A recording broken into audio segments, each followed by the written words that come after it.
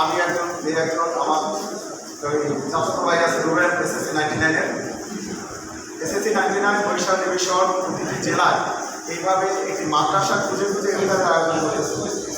আপনারা এসএসসি 99-এর এই ইফতারের উদ্দেশ্য হলো এই মাদ্রাসার ছোট্ট ছোট্ট কোমলমতি বাচ্চাদেরকে নিয়ে তাদের সাথে একটু বসে ইফতার করবে, তাদের সাথে একটু দোয়া করবে।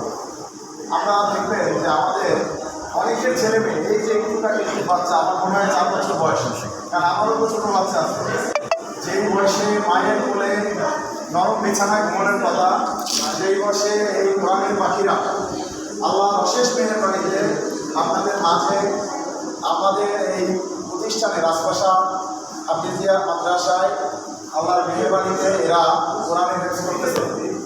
আমরা দুর্ভাগ্য যে আমাদের এই সৌভাগ্য হয় নাই, এই মেহমানরা কিন্তু আল্লাহর কাছে এত দামি এই কোরআনের হাফেজরা, এই উন্নতি শিশুরা, যে এর ব্যাখ্যা দেওয়া যাবে না। অর্থাৎ পৃথিবী দিয়ে যদি কোরআন লিপিবদ্ধ কোরআন প্রতিদিন হারাইয়া যায়, এই হেফজের আপনি যে কোরআন প্রতিদিন জীবিত থাকবে পৃথিবীতে, যেখানেই থাকবে আবার পুনরায় কোরআনে লিপিবদ্ধ করা সম্ভব হবে, তাই না?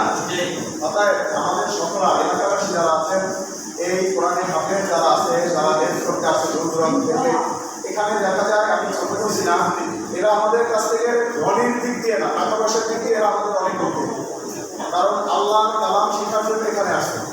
আমরা হয়তো টাকা পয়সার দিক দিয়ে অনেক ধনী ব্যক্তি আছে, কিন্তু এই যারা এখানে হেফজ করতেছে এদের অনেকের পিতামাতার আর্থিক অবস্থা